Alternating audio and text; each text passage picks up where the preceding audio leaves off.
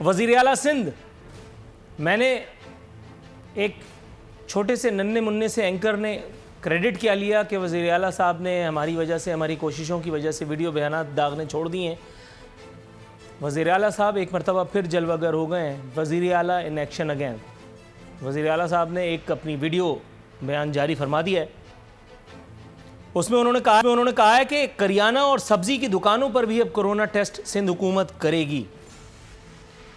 कुछ दिलजलों का ये ख्याल है कि इसका मतलब है कि अब कोरोना होल सेल में होगा। इस कोरोना और इस कोरोना की किट के बारे में जितनी रिसर्च अब तक मैंने की है, जितने लोगों से मैंने मुलाकात की है, गुफ्तगू की है, जितनी चीज़ें मैं जमा कर रहा हूँ, इकट्ठी कर रहा हूँ, मैं ये बात अब बासानी कह सकता हूँ कि अगर किसी CNG रिक्शे पर भी ये किट आजमाई जाए तो इंशाअल्लाह ताला उसमें भी कोरोना की तशखीस आराम से की जा सकती है। ऊपर से सिंध सरकार ने जाहिर है कि ये इल्ज़ाम भी लगाया था कि वफाक ने हमें ख़राब किट्स दी। ताहम अल्लाह का शुक्र है कि उन ख़राब किट्स ने भी हदफ बहरहाल हासिल किया, कोरोना फिर भी निकल के आया।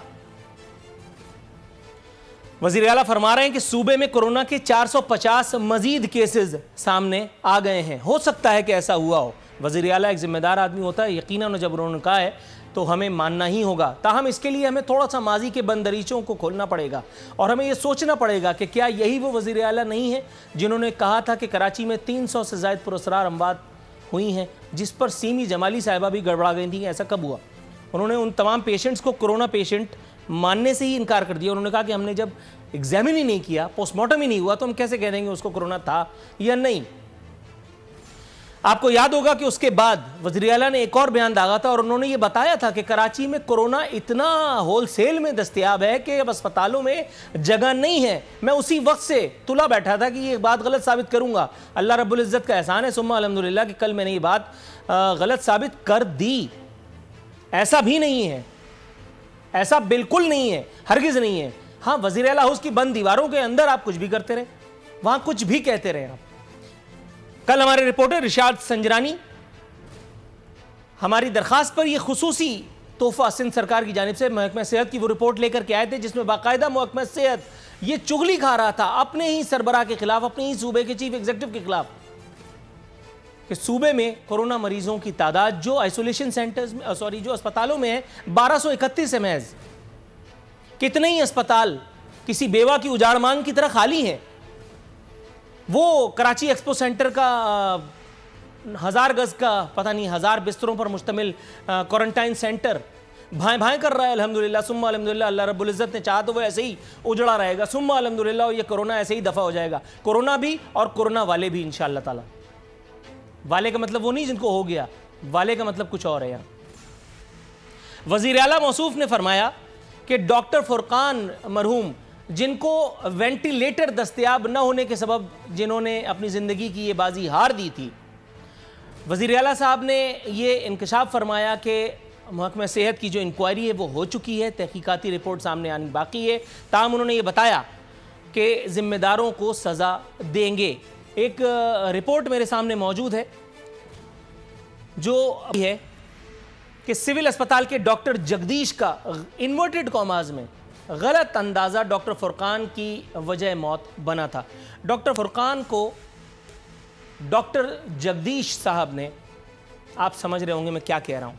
अब मैं ये देखना चाहता हूँ कि हमारे सूबे का वज़ीर आला, हमारे सूबे का कानून, हमारे सूबे के करता धरता डॉक्टर जगदीश का उनके इस गलत अंदाजे पर क्या कर लेंगे। अगली स्टोरी जो हमें आज के अपने मेहमान से डिस्कस करनी है वो है कि सिंध सरकार को बिलाखिर होश आ गया। हो सकता है कि आपको इस राय से इत्तेफाक ना हो, ताहम आज महकमा सेहत की एडवाइजरी जो जारी की गई उसमें बताया कि अब कोरोना के मरीजों को ज़बरदस्ती आइसोलेशन सेंटर्स मुंतकिल नहीं किया जाएगा।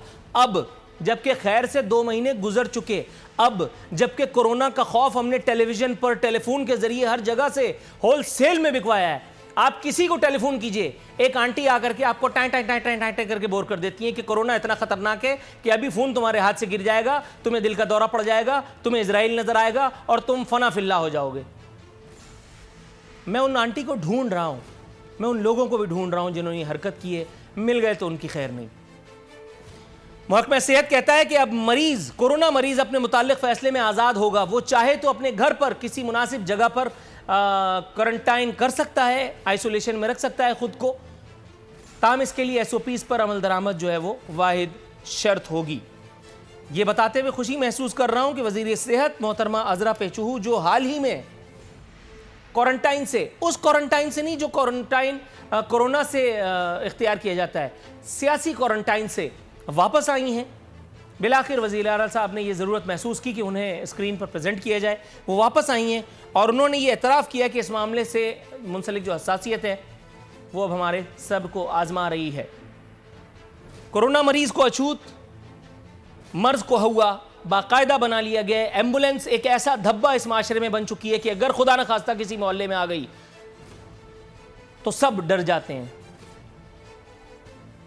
इसके अलावा कराची की ताजिर बरादरी का जिक्र करेंगे, जिन्हें अब अपने हुकूक के लिए, उसकी बहाली के लिए, अपने हुकूक को हासिल करने के लिए सियासी आवाज़ मुयस्सर आ गई है। जमात इस्लामी के बाद तहरीक इंसाफ कराची अब वो भी हमनवा हुई है कराची के ताजिरों की।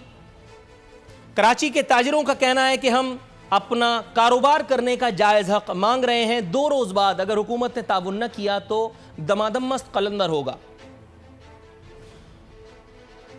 ताजिर रहनुमाओं का कहना था कि हमारे मजदूर भूखे मर रहे हैं। इस मौके पर वज़ीर आला सिंध को वादा खिलाफी का ताना भी दिया गया।